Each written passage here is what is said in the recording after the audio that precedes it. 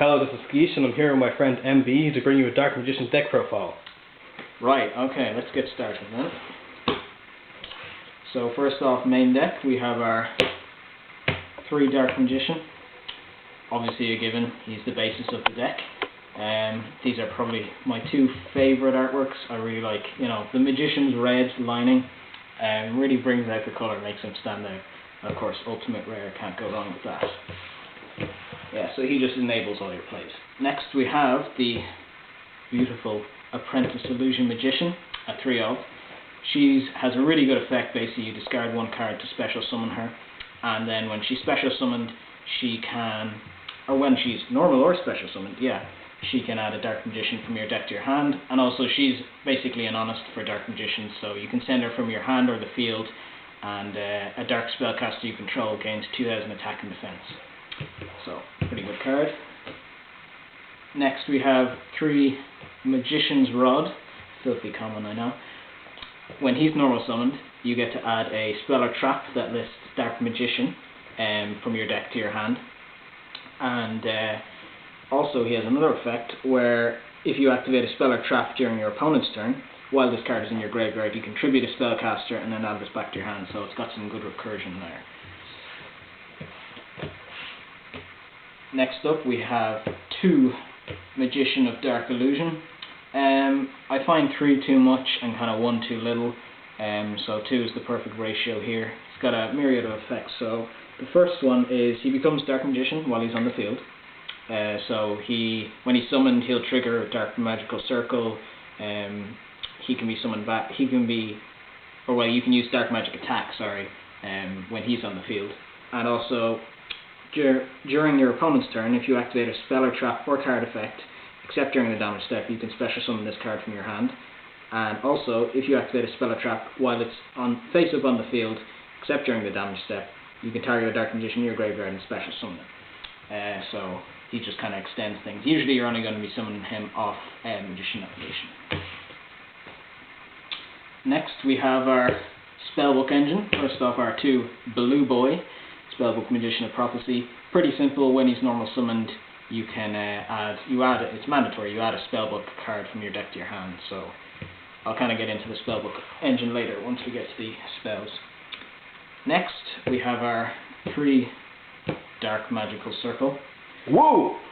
The best card in the deck.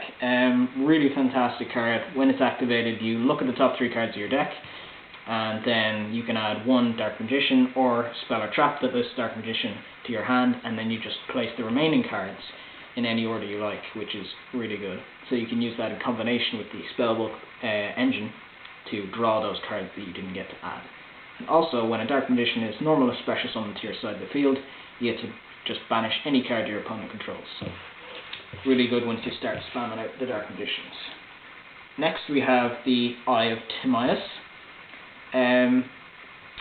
Kind of unfortunate you can't search this with any of the Dark Magician spell or traps because it says a Dark Magician monster and not Dark Magician himself, but that's why I only run 2. You don't want 3, it'll clog your hand. But basically you send any Dark Magician monster from your field to the graveyard, and then you can summon a Dark Magician like fusion monster. So basically you're only going to be summoning Dark Paladin or Dark Magician to Dragonlance, which I'll get into. Next, here's our Spellbook Engine, so I'll just put them all out. Proxy here, sorry about that, I'm poor. So we've got 2 Spellbook of Secrets and 2 Spellbook of Knowledge. So basically, if you have either Spellbook Magician of Prophecy or Spellbook of Secrets in your hand, you activate either one to get the other, and then you use that one to search out Spellbook of Knowledge, and then you can use it to send Blue Boy to draw 2 cards. So it's actually a really good engine in this deck because it has a lot of synergy, because even if you don't have Blue Boy and you just hard draw Spellbook of Knowledge, you can use it on Magician's Rod or any spellcaster you have. Even use it on Dark Magician because you can just easily summon it back, so great draw card. Next we have the one-ofs, just lay them out. So we have our Illusion Magic. It's a quick play. You tribute your spellcaster, add up to 2 copies of Dark Magician from your hand, from your deck, or your graveyard, to your hand. So good recursion. You don't want to run more than one. Same with Dark Magic Inheritance. Basically, you just banish 2 spells from your graveyard and then search a Dark Magician spell or trap. I found that running 2 of each or two of one and 1 of the other just kind of clogs a bit, so 1 of each is good. And finally, Dark Magic Attack, just the one, board wipe for spell and traps. Basically a Harpy's Feather Duster, just with Dark Magician, so fantastic card. And easily searched with Eternal Soul. And then finally we have a 1 Soul Charge. This would be a max C if I had one, but this one does as well. Like this is just such a good card. Like, what else to say? Next we have 3 Eternal Soul. This is kind of the bread and butter of the deck. Basically, every Dark Magician in your monster zone is unaffected by your opponent's card effects, which is really great. That counts for Dark Magician of Dark Illusion as well, because he counts as Dark Magician. And then its first effect is basically you can special summon a Dark Magician from your graveyard. And then the second one, you can add a Dark Magic Attack or Thousand Eyes if you play. I wouldn't, from your deck to your hand. So you use that to throw out the enemies? Yeah, of course. You throw them at the enemies, like deal. Next we have our 3 Magician Navigation. This is a really good card. Unlike Eternal Soul, it doesn't have the board wipe effect when it gets destroyed, so I kind of prefer having this to Eternal Soul sometimes. Basically, you just summon a Dark Magician from your hand, and then any level 7 or lower Dark Spellcaster, so that's basically most of your monsters, pretty much all of them except for Blue Boy.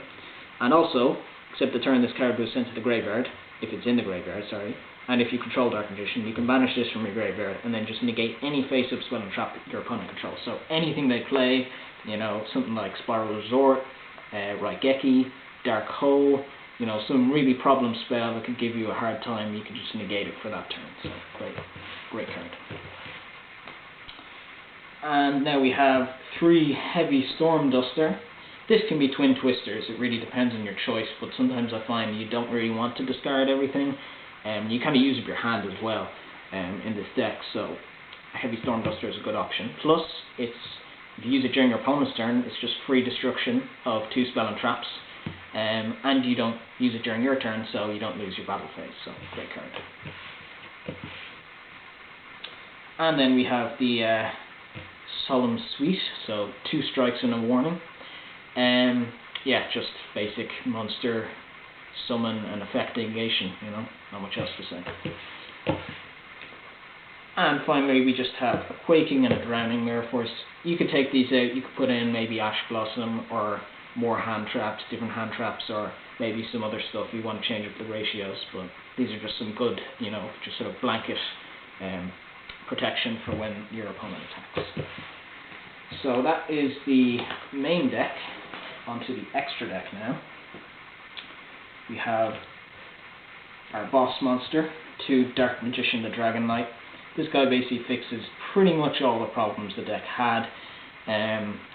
So he counts as Dark Magician while on the field of the graveyard, so if he's destroyed, just summon him straight back with Eternal Soul. He also triggers Dark Magical Circle, you can use Dark Magic Attack, great synergy there. Then, your opponent cannot target spell or traps you control with card effects. Also, they cannot be destroyed by your opponent's card effects, which protects your Eternal Soul, so it stops your board from getting wiped. And also, Eternal Soul makes all Dark Magicians unaffected by card effects, so you've got a sort of almost unbreakable loop there. The only real way to get out of it is to negate Dark Magician or sort of get over in battle, really. That's the only way. Next, just the 1 Dark Paladin. He's still a pretty good card. You just discard it to negate any spell that your opponent activates, which is really good in this day's meta. Especially with some really powerful spells floating around like Raigeki or Spiral Resort, or basically anything Spirals have to play. Next, we've got 2 Ebon Illusion Magicians, and this requires 2 level 7 monsters. Really good. You can summon them out really easily. Him and Dark Magician the Dragon Knight are sort of the main guys you're going to be summoning most of the time, so I run 2 of them. This guy's effect, you can basically, when he is on the field once per turn, you can detach a Xyz material from this card and special summon a Spellcaster normal monster from your hand or deck, so Dark Magician obviously. And then also, when a Spellcaster type normal monster you control declares an attack, you can just banish a card your opponent controls, so just more banishing, which is great.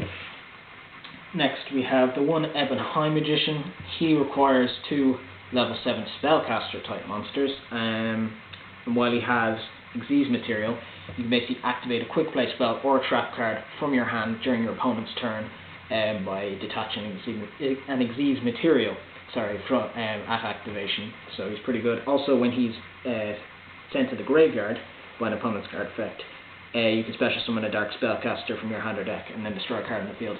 I don't usually summon him that often. He's not as good as the Ebon Illusion, but still, the basically turning all your spells and traps into hand traps is pretty good. Next we have Red Eyes Flare Metal Dragon, just for making it more difficult for your opponent to activate their card effects, basically. A Titanic Moth, just for some extra damage, stuff like that. He's just in here because I have space. Then we have a number 11 Big Eye for snatch stealing your opponent's monsters. Mr. Steal Your Girl, the best. Then we have a Galaxy Tomahawk. This guy just generates tokens, so really good for links, especially in this stage.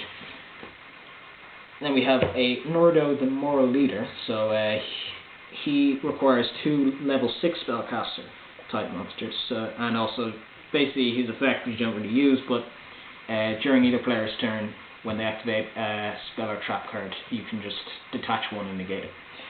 But mostly, what is interesting about this guy, what I use him mainly, is if you end up with 2 Apprentice Illusion Magicians in your hand and you don't have anything else, you can summon those out, overlay them into this guy, and then you can actually rank up into Ebon Illusion Magician, because that's one of his effects. Basically, you can rank up by using a level 6 Xyz spellcaster. So that's really good for extending plays. And then we have just sort of a range of Link monsters. Link Spider, because you have a normal monster, so you can make that just to open up more zones. A Proxy Dragon, just 2 monsters, pretty good for protecting your monsters. And then we have these 2, Binary Sorceress and Trigate Wizard, which you can sometimes, if you use Link Spider and stuff like that, you can get into co-links and then you can start banishing with Trigate Wizard and stuff like that. So it doesn't come up too often, but it's pretty good. So that is basically it for the deck. It's been quite consistent, in play testing. I haven't, it doesn't do well, of course, against any meta deck pretty much. Pendulum Magicians, Trickstars, it can do kind of well. Spirals it kind of dies to, but yeah, you can just sort of change things around. It's it's got a lot of variability, so yeah. It's a pretty good deck, pretty consistent, and I quite like playing it. So. And the good thing about it as well is recently the Legendary Dragon decks have come out with some of the more expensive cards than that, so the price has gone down there. Yes. So that's a nice thing to have as well. So it is less expensive than it was a while ago, but oh yeah, definitely. So yeah, that's it, I think. Yeah, that's it. Thanks for watching. It's been Skeesh and MB, and have a good time or something.